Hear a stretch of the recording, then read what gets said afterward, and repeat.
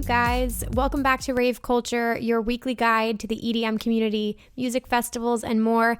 I'm your host, Emma Kapotes. Thank you guys so much for being here. I hope you're all having an awesome week so far. I'm currently chilling in New Jersey. Well, actually not chilling. It's been like over 90 degrees this whole week, you guys. We're finally getting hit with that heat wave. It finally feels like summer.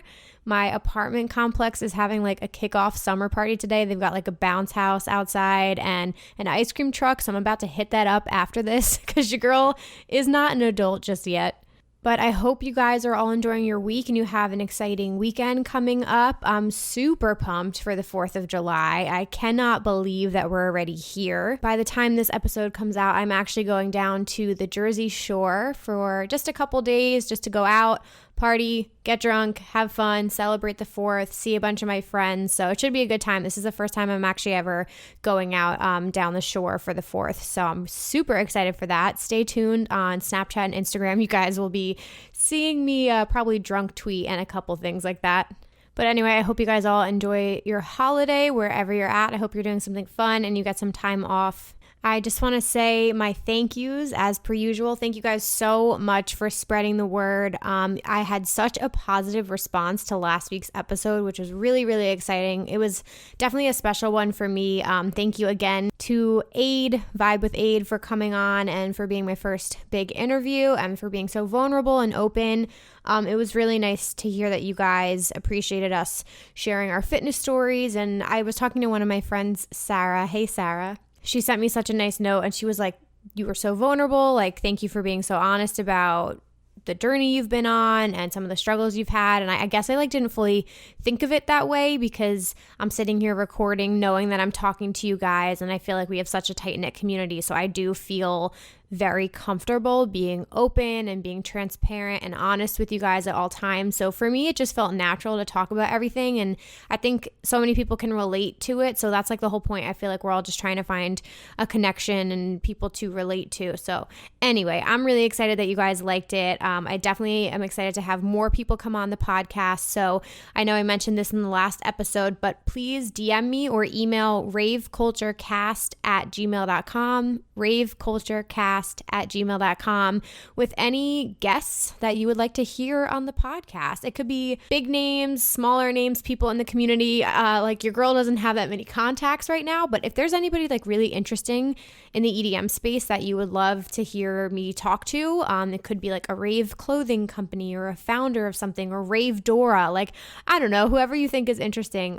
Send me suggestions because I would love to have more people on here.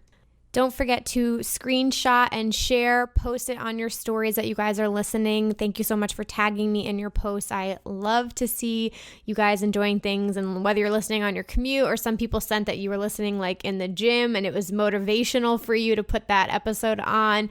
Yeah, I appreciate it so much. So thank you guys for sharing. Thank you for rating and reviewing on iTunes. I appreciate it so, so much.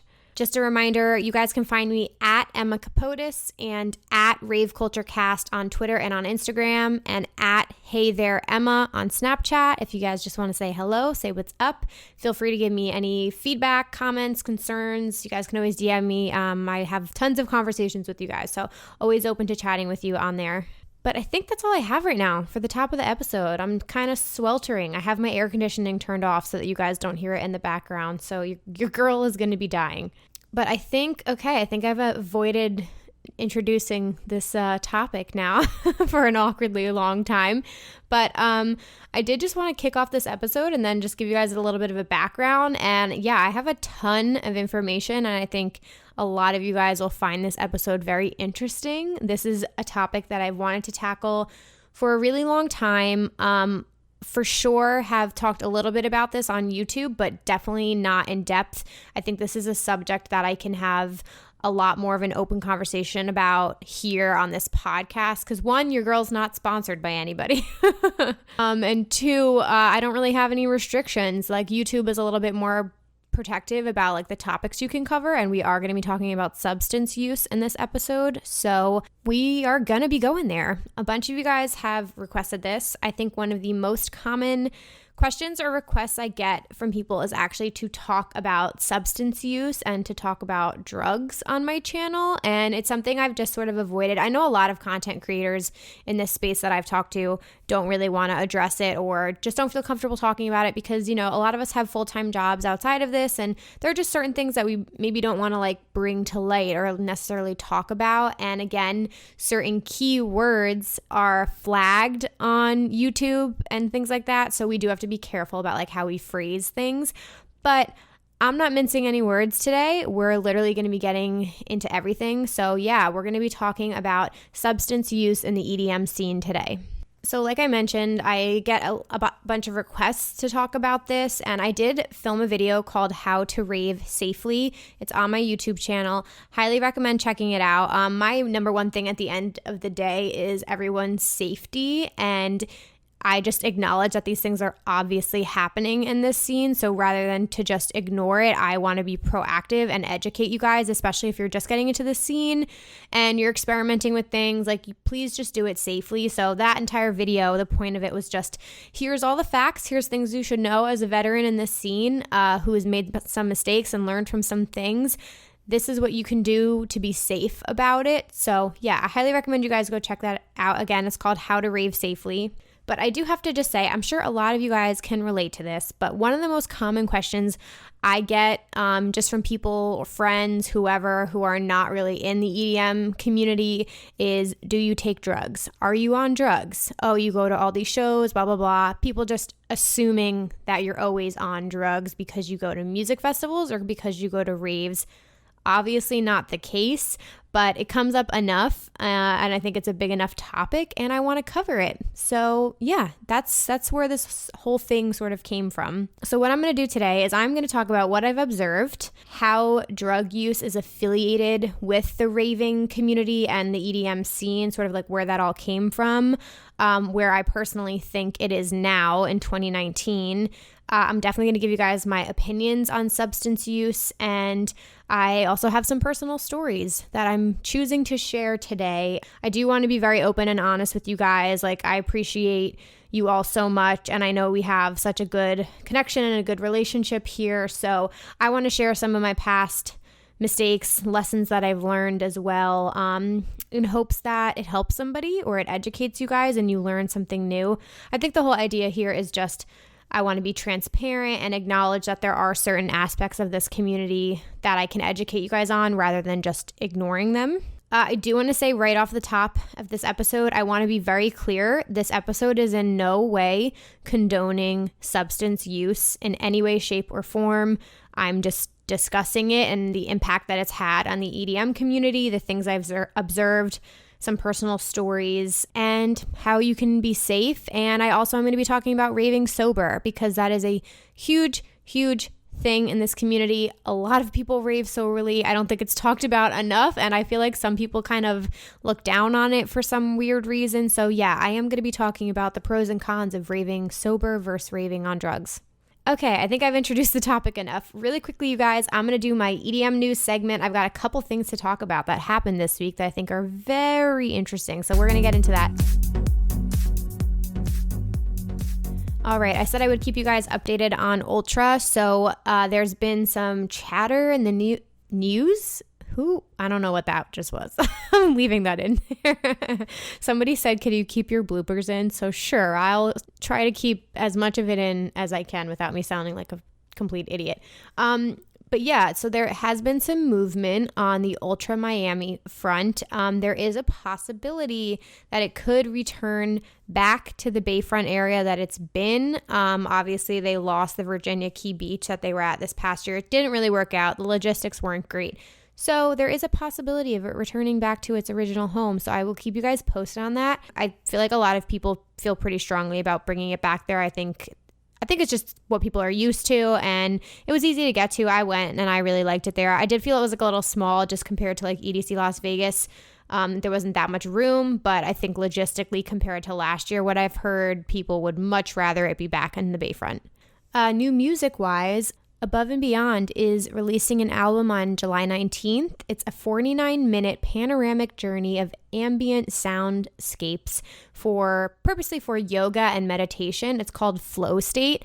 I think this is so interesting. This is very different. I love when artists get creative and sort of like use their music to get into different genres and different avenues. So the fact that this is like purposely meant for like yoga and meditation, I think that's very, very interesting. I can't wait for that to come out. I think it's going to be super chill. And then I also saw posted on social media today that they are partnering with Daybreaker, which if none of you guys are familiar, Daybreaker is basically this sort of like live experience that happens like very early in the morning before work. And usually it's a combination of like exercise, yoga, movement, and it's supposed to like wake you up. It's a sober event and you just like get your day started, and they've just expanded it. I went to one in New York City like years ago and it was so interesting. Like I think I got there at like 6:30 a.m., something like that. I showed up in my workout clothes and I went with my coworkers, and you just like danced, and there was a DJ, and then they had all these like props and things that they handed out, and you just met people, and they had like coffee and things like that. And yeah, you just did that for like 2 or 3 hours before work and just like partied soberly, and it was a really good time. So Above and Beyond is partnering with Daybreaker to bring these live shows to different cities. They posted a full list on their Instagram. Above and Beyond is not actually going to be there. They're going to be using their music from this album at the shows. So I think that is really, really cool. So definitely stay tuned for that partnership with Daybreaker. I did want to just mention that Dash Berlin got his name back, which is so exciting. I don't know if anybody was following this like lawsuit that was happening, but basically Dash Berlin was a group of people, but most notably everyone would recognize the frontman, which is his name is Jeffrey Sartorius. They had a falling out, and I gather that the two members who left the group sort of took creative control and took the name Dash Berlin, and they were in a lawsuit of like who that belonged to. So then Jeffrey Sartorius was still continuing to perform under his name, but obviously like not as many people on a lineup are going to recognize that versus Dash Berlin. So he was actually at EDC and a couple other festivals. I knew how, if you're a trans fan and you love him, you would have known the name. But he actually just won the lawsuit, and he gets to keep Dash Berlin and do the project solo. So he was tweeting, he was really, really happy. A lot of people were really supportive. So that's really exciting. I'm very happy for him that he gets to keep his name and keep Dash Berlin alive. Okay, some not so positive news. I've got a couple things here. So Cascade was forced to cancel his festival Sun Soaked, which was very surprising to a lot of people, and I know some people were pretty upset about it. Cascade made the announcement, I think it was Tuesday, June 25th. He said that basically they had fallen short on putting the event together, and this is like 3 weeks out from when the event was supposed to happen. I believe this was the third year that they were going to do this.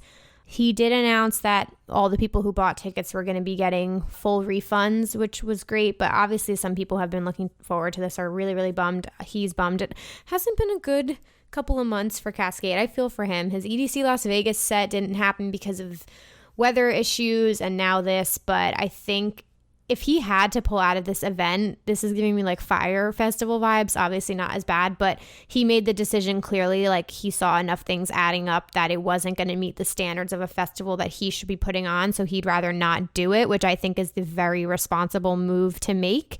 Knowing Cascade, like I think he's just such a good person. He has incredible music. He's a very talented producer and artist. I love how he interacts with his fans on Twitter. I think he's hysterical, and he's like, he reads what people write. So I think a lot of people were also very supportive of him because he tweeted something that was like, thank you so much for your response. Like I didn't expect people to be like this kind to me. So it sucks. I'm kind of curious like what happened, but it just sounds like they weren't able to get the production up to par with everything. So you guys should be getting a refund. That sucks. Hopefully he can do something else in the future. Oh, Moon Boy. Moon Boy, Moon Boy, Moon Boy. I didn't know what this name was. I feel like a lot of people probably feel the same or might not even know what I'm talking about right now. But on a serious note, there's an artist, his name is Moon Boy, and there were some serious allegations against him this week of sexual harassment and basically sexual abuse. Some women came forward on Twitter and were sharing some encounters that they had with him that were not great. Obviously did not shed a very positive light on him or his character. So it's been interesting. It kind of has gotten quiet in the last few days. I do know, based on this youredm.com article, that he was dropped by his management as of this week. One thing I do know is that apparently he's deleted like thousands of tweets within the last week. There were allegations about him being intimate with underage girls and some other things along that. Again, these are allegations. I don't think there's been any legal action taken against him, but it is interesting that his management dropped him, and I don't think he's made any public statement about this at all, which is interesting. Silence is very interesting, but there could be a lot of legal things happening right now that people are unaware of. So either way, it's not pleasant. I don't really know of him. It doesn't surprise me that this happens against another DJ. I mean, there was the whole Datsik issue over a year ago, which was fucking crazy, and we haven't heard a word out of Datsik. But again, I think just wait to hear more factual information as things unfold. So that's just an interesting story. I know that was a lot of drama on Twitter this week. People can be pretty intense on Twitter, so that was on a lot of people's feed. One other thing I just wanted to mention, so I actually filmed an entire video on this, and I'm waiting to put it out. I still have to edit it, but I don't know if you guys are following in the news all of the deaths of American tourists in the Dominican Republic.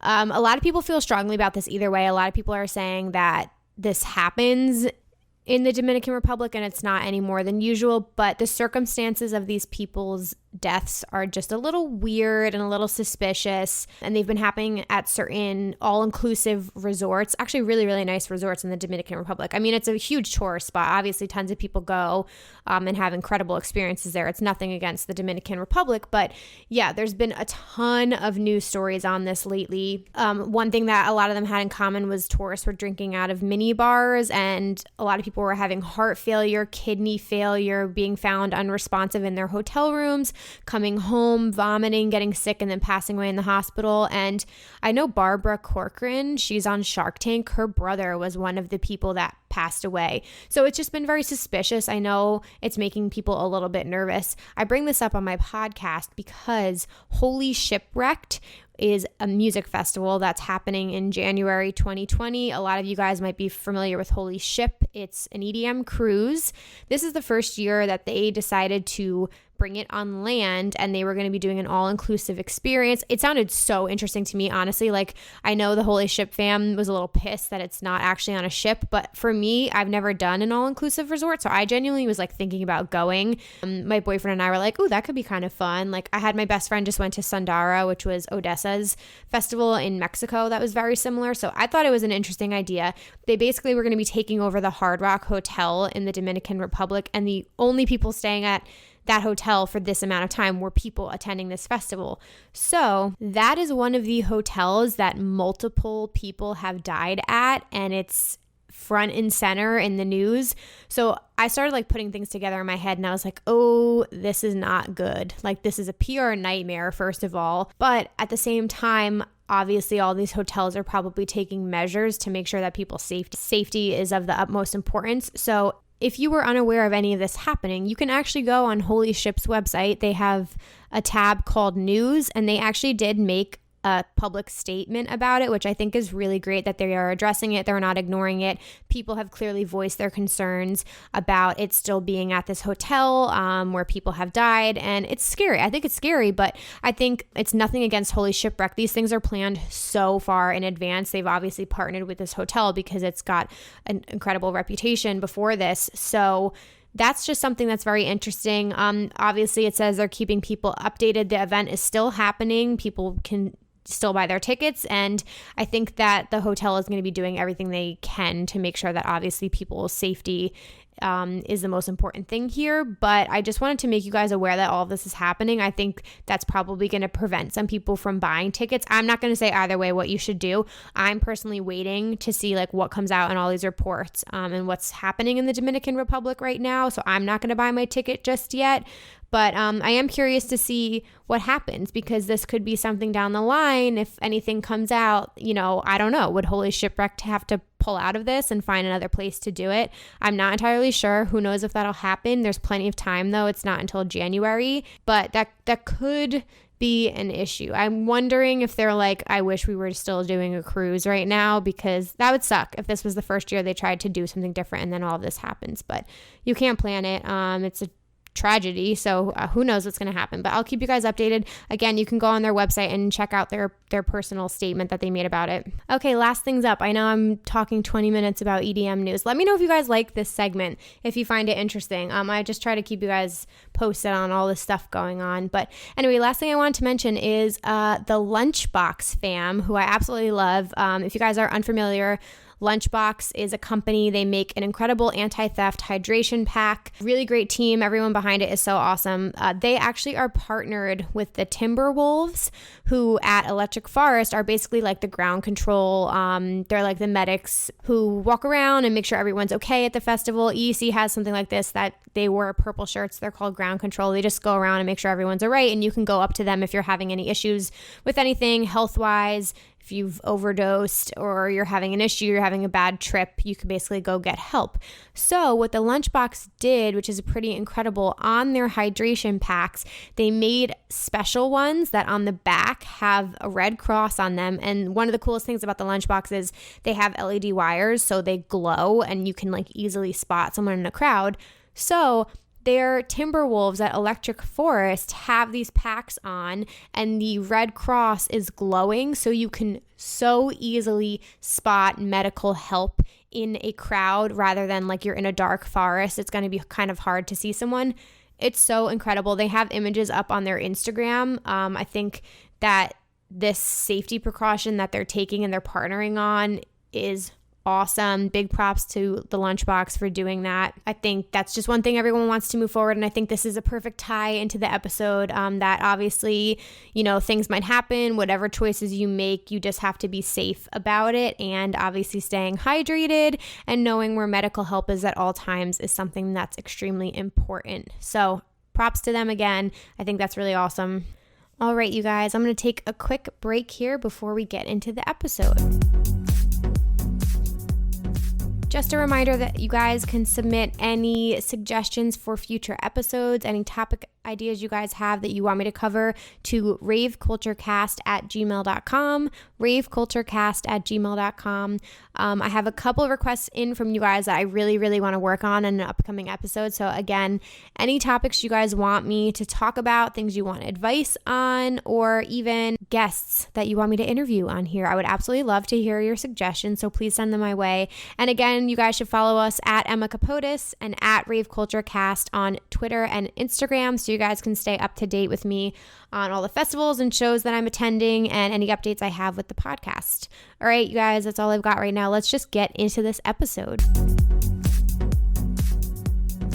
All right, you guys. So to kick off this episode, I wanted to talk briefly just about the history of substance use in the EDM community, or like the dance music scene, I guess you could say, because it's evolved so much since then. But actually, in Carl Cox's documentary, What We Started, it used to be on Netflix. I'm not sure if it's still on there, but highly recommend it if you are a dance music lover, or you love techno, or you just loved Carl Cox because he's a fucking legend.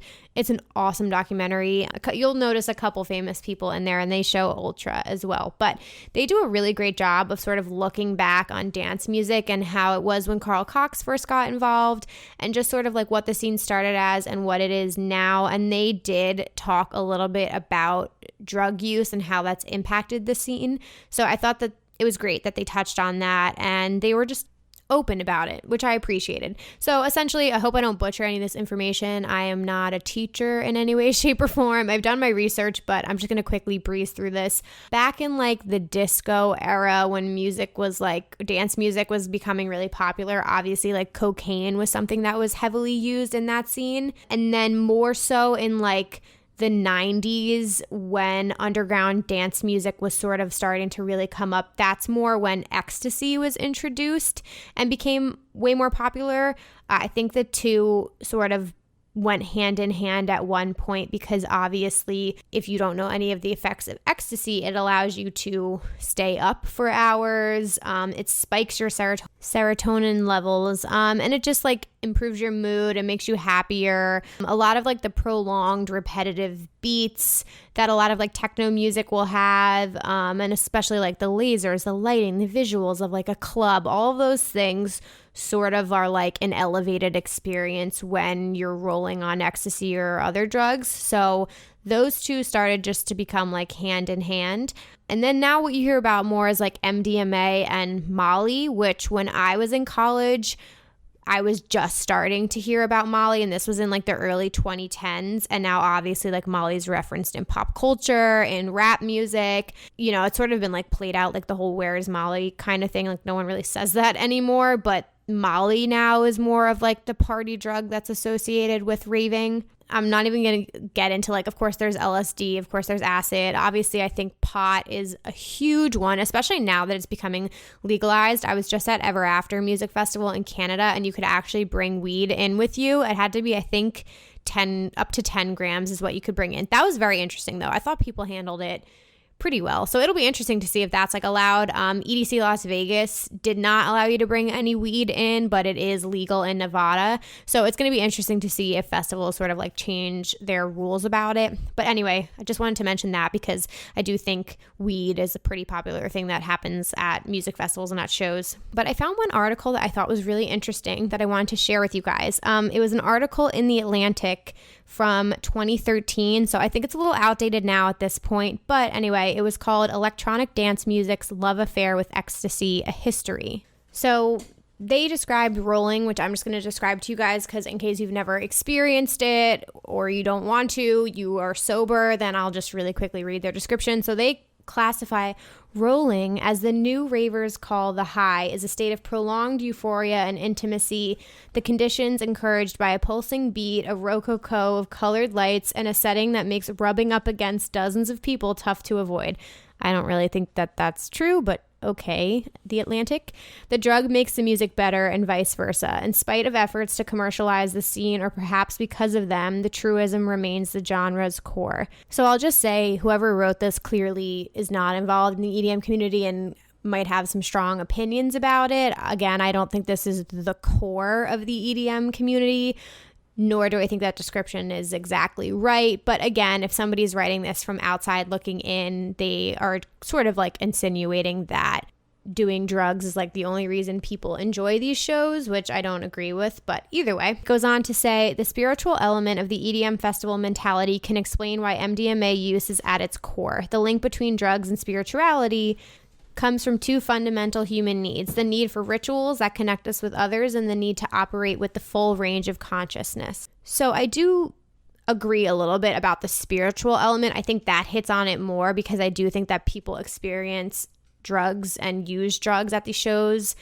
because it sort of like opens up your mind, and I don't know, I think a lot of people discover a lot of things about themselves and have like these inner monologues with themselves when they're on different types of drugs at these music festivals. So I do think this spiritual element is a big thing for a lot of people versus like the wanting to get fucked up and rub against people. I don't really agree with that statement. But for example, Electric Forest is happening right now. I think a lot of people will be on LSD, acid, weed, which doesn't really do that. But I think a lot of them use Electric Forest as like a spiritual awakening and come back feeling more insightful and things like that because of them opening their minds and taking substances to sort of go there mentally.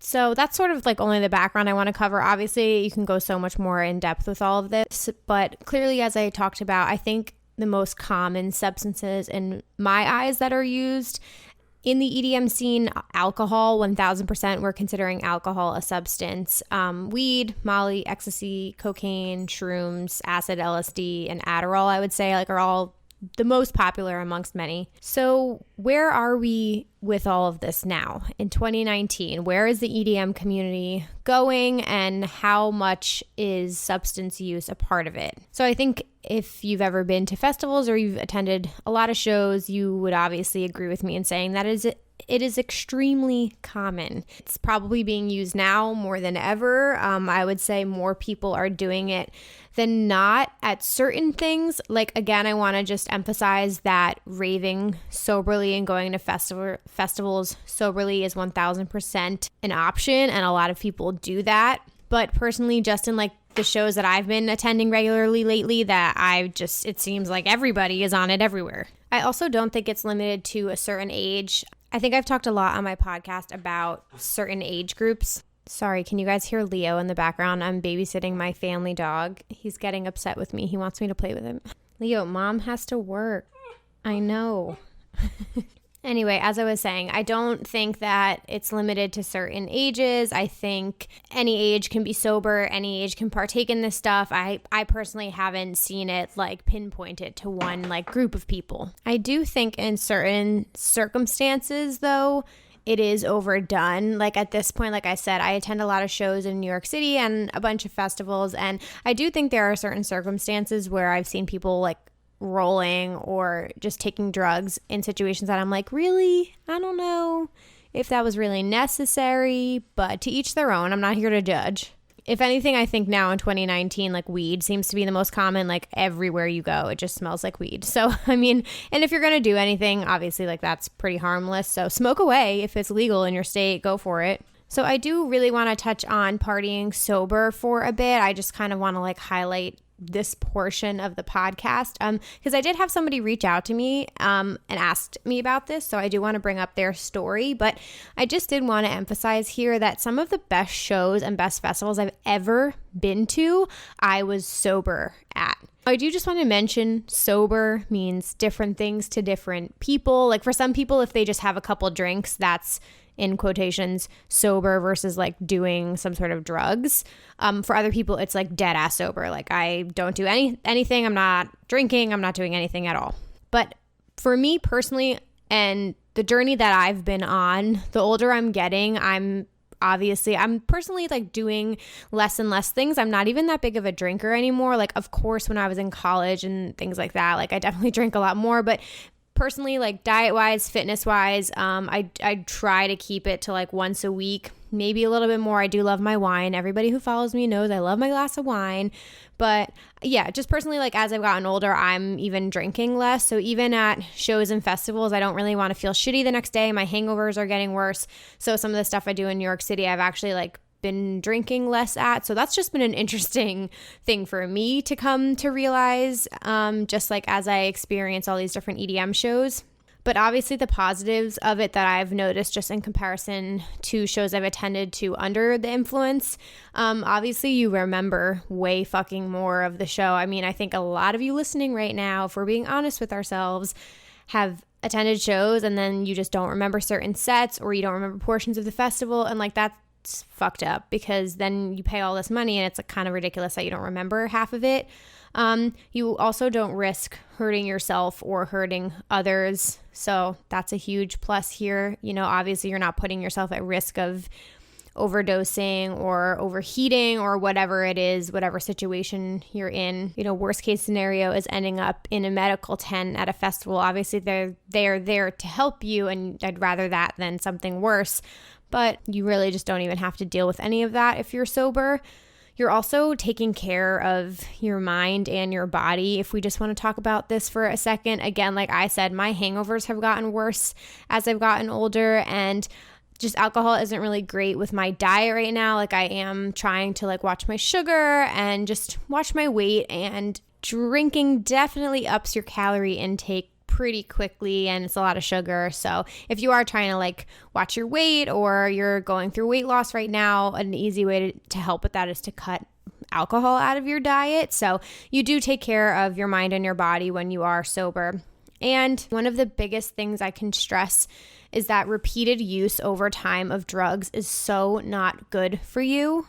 You build up a tolerance to it, and then you have to keep taking more and more and more. And especially like if you're doing it every weekend, again, I'm going to sound like you're a rave mom here, guys, but I love you. But if you're doing it every weekend, that is so not good for you. Please do not do that. It's one thing if you do it at like a festival once or twice a year, But every weekend, I would question your choices a little bit there. You're just like, you're damaging your brain. You're doing things to your body that really isn't healthy for it in the long run. So please just keep that in mind and be careful with that, because you do build up a tolerance, and it's going to take more and more to get you drunk, to get you high. And you really don't want to go down that path. So one story that came to me through my DMs recently, I felt for this person. Like, I had a long conversation with them.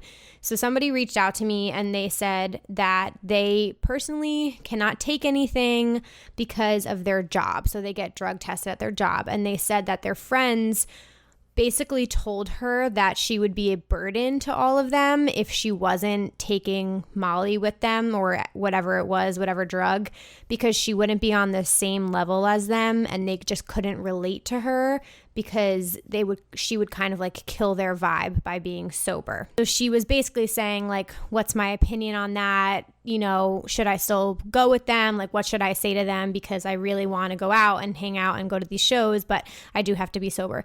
Okay, first of all, the thing I said to her was, are these people really your friends? Because that doesn't sound like it to me. Never in my life would my good friends say to me that I can't be sober because it's basically like crimping their style and I'm a burden to them.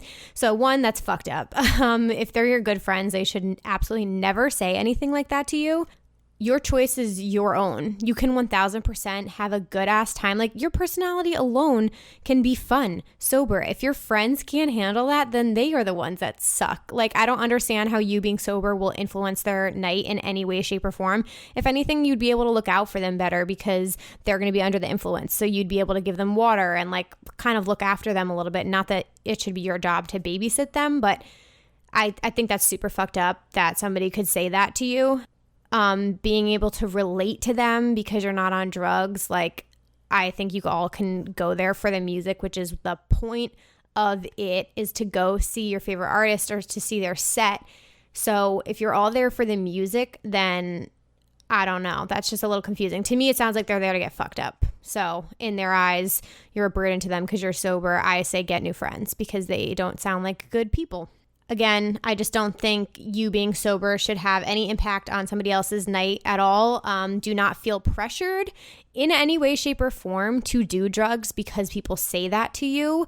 Again, you can have just as good of a time, if not better, being sober, and you should stand by your choice and don't let anyone make you feel bad about it. Honestly, the first thing I thought was like, how old are these people? Because in my mind, that's something somebody would say in like high school or college. Like, I could not picture any of my like adult friends saying that. I'd be like, cool, fuck off. I have a job. I literally don't care about your opinion is what I would say. But again, none of my good friends would ever say that to me. They'd be like, cool. I mean, I have friends now, like we go to shows and like some people drink. Some of my friends are like really, really health conscious and they don't even drink anymore. We're not like, oh, you suck because you're not drinking with us. No, like go do your thing. I don't care. We're all there to have fun together. I would never be like, you're a loser because you're not drinking. Like, yeah, you just wouldn't say that to somebody. So please, in no way, shape, or form, feel pressured. You just do you and keep being awesome. You also want to just mention another perspective, because now that I'm working at some of these events and I'm attending them like as media and I'm covering these festivals, I've also like cut back on drinking. Like Ever After is a perfect example for that. I was pretty much sober that entire weekend, except for Saturday. You guys can see in my vlog, I got a little drunk.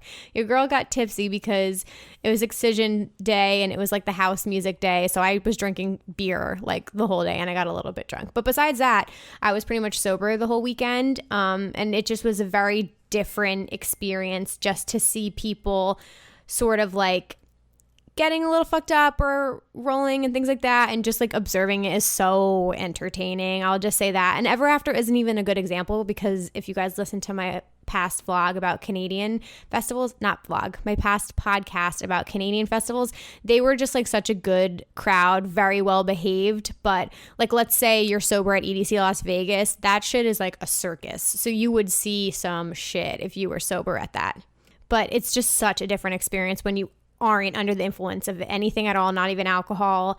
You're way more aware of your surroundings, which is obviously a really, really good thing. And again, the day kind of seems longer. It doesn't go as fast. You remember all your sets.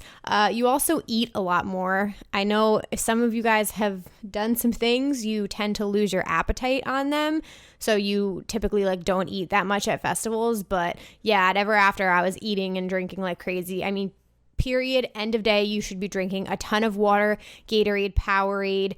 Obviously, you don't want to overdrink, but for the most part, you are sweating so much and your body gets so hot when you're on Molly and ecstasy, like your temperature is just rising.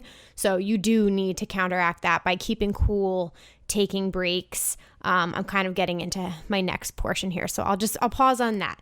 But I just wanted to say, there are differences between raving soberly and raving under the influence. And I think there are so many positive things about being sober that we don't shed enough light on them. And I did just want to highlight it because I see all you guys out there.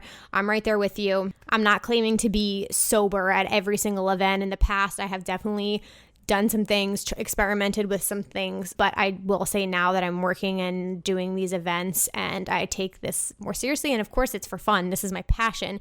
It is still like, I look at it as a job too, because I'm there to create content. So it is interesting seeing both sides of the fence. So I'm going to take a super quick break here, and then I really want to get into how you guys can rave safely. I'm going to sort of summarize the video that I did and give you guys some pointers. This might be the most important portion of this podcast, so stay tuned.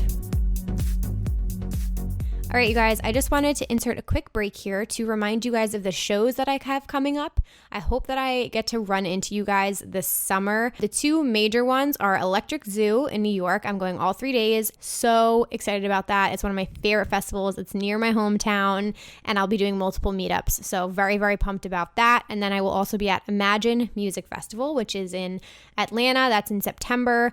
I'm going with Vibe with Aid and a couple other creators that you might recognize from YouTube, from social media. So we'll be doing meetups as well. That's going to be dope. I've never done Imagine. Very excited for that and for that lineup. And then I'm also going to Chris Lake Back-to-Back Fisher here in Brooklyn. I don't know if you guys are local to the area, but oh my God, when I tell you, I could not be more hype for that show. That's August 3rd. If you're going to that, definitely hit me up. I would love to meet up with some people. But yeah, that's all I have planned right now. Definitely maybe having more festivals pop up in the fall. I don't have everything planned yet, but please stay tuned. You can follow me at Emma Kapotes to stay updated with all of my travel plans. All right, let's get back into it. Alrighty, you guys. So I sort of started to touch on this. I was getting ahead of myself here, but I was excited about it. So I want to talk about some things that you should 1000% be doing if you're going to choose to take drugs. Number one, test your shit.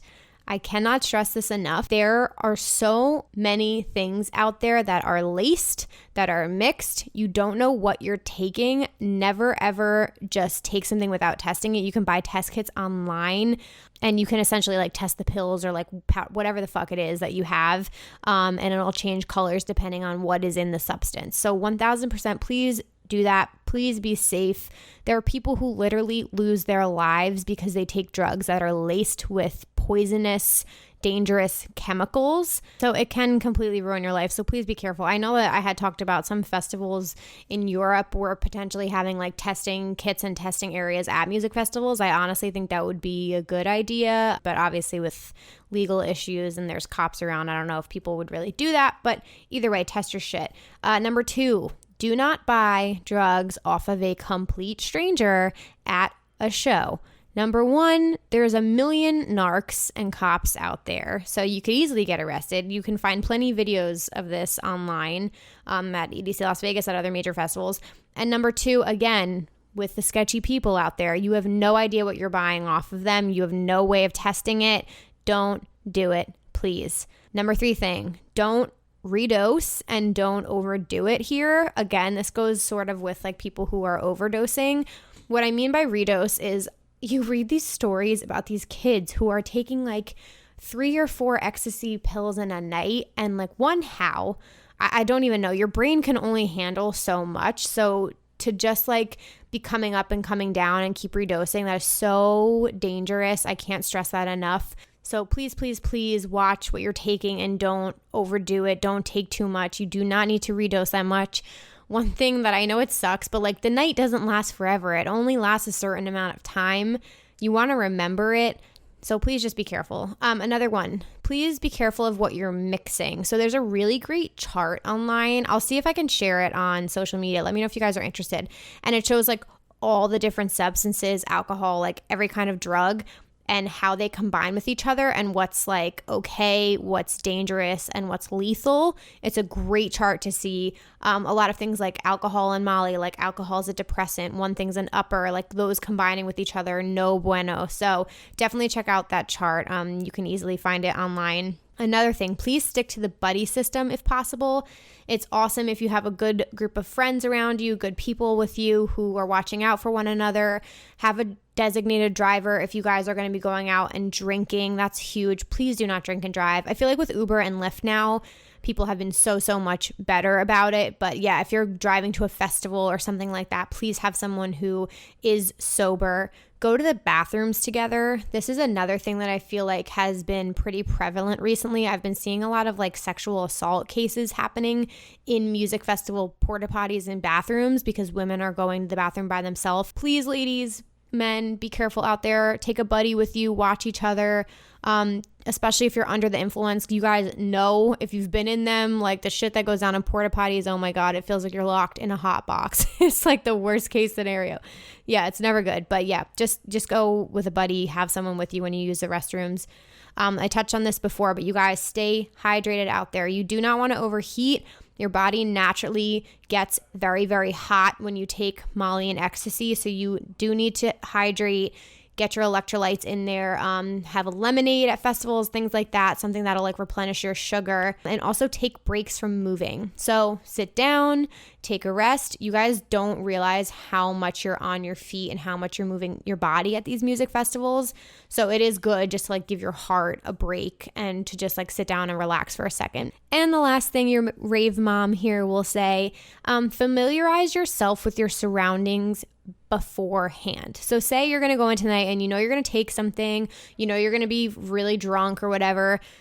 In the beginning, figure out where the medical tents are, where are the bathrooms, where are the police, where are the exits. Like notice all those things beforehand just to familiarize yourself. And you know, a lot of people become disoriented when they're under the influence. So it's just really good to be aware of your surroundings. Please and thank you. One thing I did want to just share really quickly before we move on to a personal story that I would like to share with you guys. Again, this is from the Atlantic article. Just wanted to pinpoint this comment. It says, MDMA isn't MDMA anymore. It's basically just a grab bag of shit that you can find anywhere and make yourself. When anyone says they're doing pure Molly, it's the biggest myth. You literally don't know what's in it anymore. So I'll leave it at that. Couldn't be more true. You really just have to be careful because nothing really is pure anymore and it is scary. So again, guys, be safe out there. All right, so I wanted to share one story that I'm actually like, I didn't think I would get nervous, but now all of a sudden I'm nervous about talking about this because I haven't shared it publicly. My friends know about it, but I think that it's just important for me to be open and honest with you guys. Again, if this story can help one person or educate one person, then I've done my job. But I do personally, like I like to keep my channel very professional, but I am also aware of my audience and my relationship with you guys. And I hope you guys can just learn from my stories and I can educate you guys on what to do and what not to do. There is a video on my YouTube channel that, I think it's called like my worst rave experience ever or something like that. And that is still true to this day. It was one of my worst rave experiences ever. And that story was about one of my good friends who we believe was drugged or was given a roofie at a show that we were at in New York City. And it was literally one of the most horrifying experiences ever. So please go watch that video. Again, that's another great example of things that can happen. But technically, that wasn't the worst raving experience I've ever had. There was one that will reign supreme, and I would like to share that with you guys because it was genuinely one of the scariest nights of my entire life, and it was sort of like my aha moment to calm the partying and stuff down. because it was just like, this isn't cool, this isn't fun, this is not good for me, and that could have ended very, very badly, and I'm lucky that it didn't. So I went to a festival in the area. It was a smaller festival. I think I was like 25 or 26 at the time. So it was only a couple of years ago. I attended it with a couple of friends. I had a pretty big group. My friends and I brought Molly in with us. We were supposed to take, I think, like 0.3, which if you guys are like very unfamiliar, I don't know, like the spectrum of how much Molly people can take in one sitting has changed so much, again, because MDMA has changed so much and what's in it.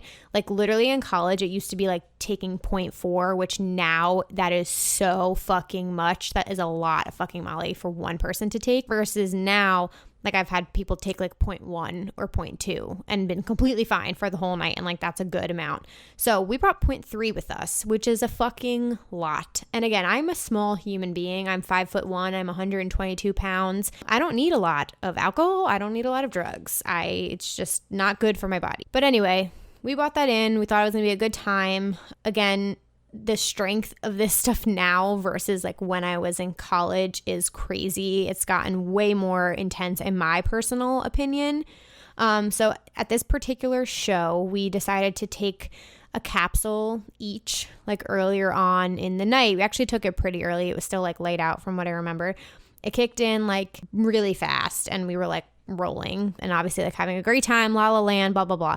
So then there was a weather issue with this particular festival and they ended up stopping the set and they told everyone to like take cover, which isn't a great scenario when you're rolling. Obviously you want to be dancing and having a good time, and now all of a sudden a set is cut off and all of us are like, what the fuck do we do? Blah, blah, blah, like idiots. So we all run and like hide under the structure and we're like praying that the show continues so we can keep partying and like having a good time.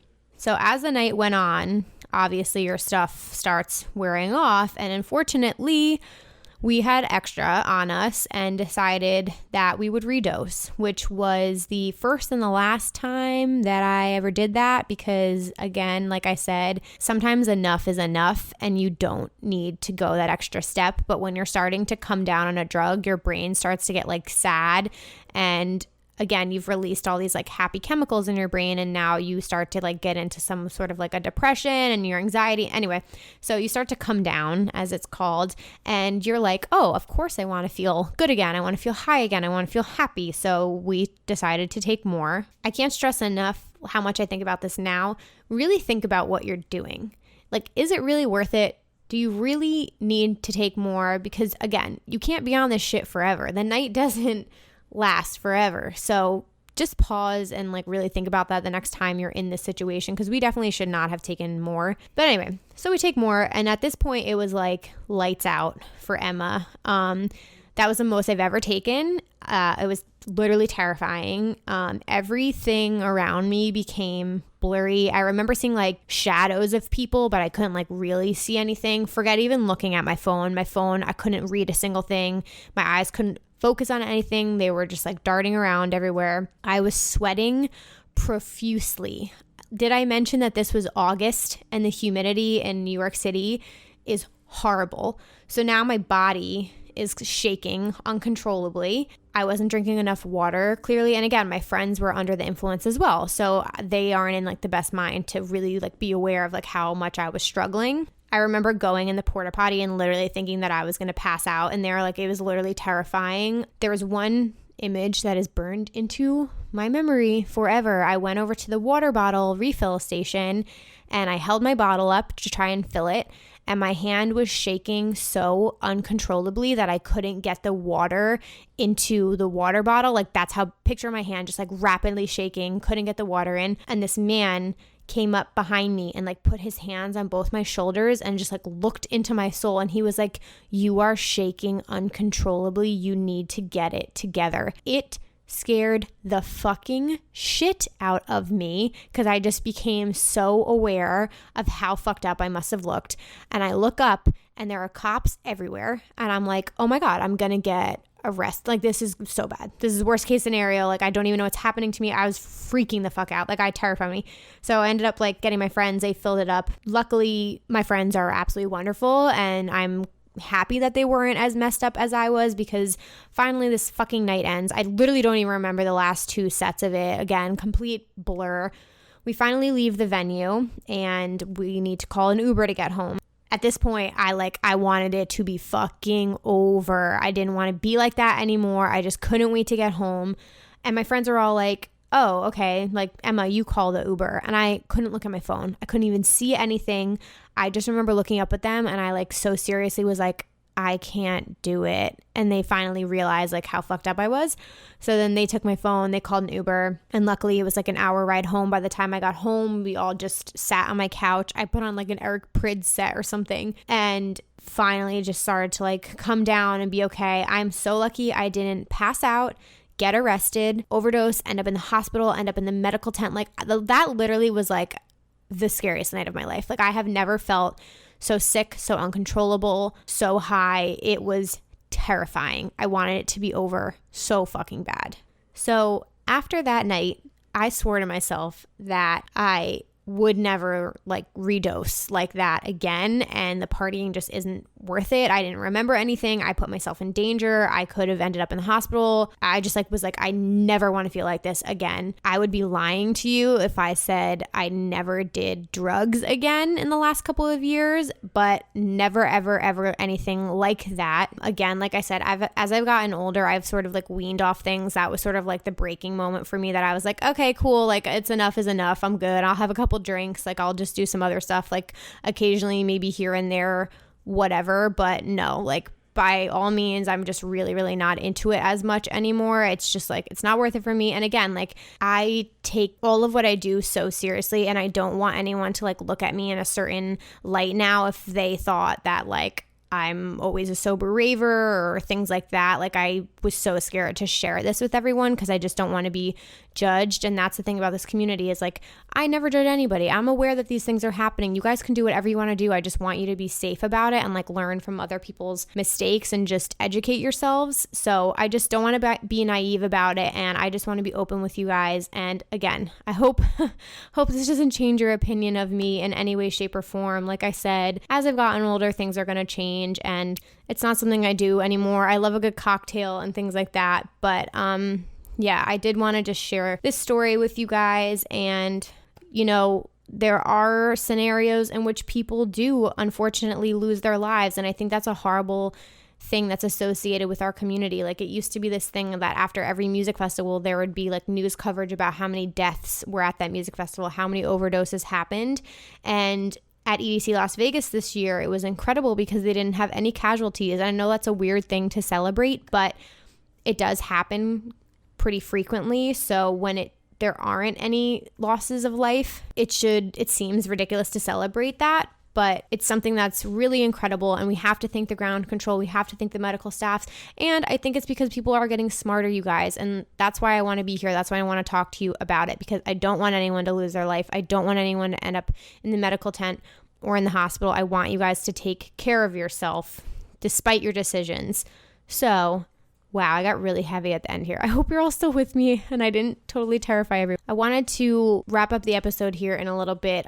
There was a quote in this Atlantic article that I wanted to read. It said, this is how they close it. EDM will stay on the radio, of course. Kids will ask their parents for tickets to Miami for spring break, and they will still experiment with drugs, promise to broaden their horizons, but at the end of the day, they'll have no real sense of attachment or identity around the movement until the dust of the revolution's crumbled axis clears. Miami will be quiet then, or quieter, and neon headbands will gather dust in their closets. So Atlantic, I'm happy to report back 6 years later that music festivals are still thriving more than ever, and that the EDM community has continued to grow. And this isn't just a phase fueled by drugs, as they're describing. I think this is a community, and it's so much bigger than that. And I think so many people have found their purpose here and friends here and a love and a passion for music that all of us share. Will drugs always be associated with the EDM scene? Yes. Will people be doing it and partaking in it? Yes. Will there be plenty of people who are raving soberly? Yes. But My whole point here is whether or not you choose to take substances, that's totally up to you. I don't think that's what makes the scene what it is, and that's my point here at the end of the day. We all know the community here is based on the people that you meet and have stayed friends with over the years. I see it through the people that I have personally met, like real life connections that I've made. It's the love of music. It's the openness of all of the people involved in the EDM scene that keeps people going back. Of course, people love to party. Does it taking a little something to enhance your night, if you're being safe about it, make you a bad person? No.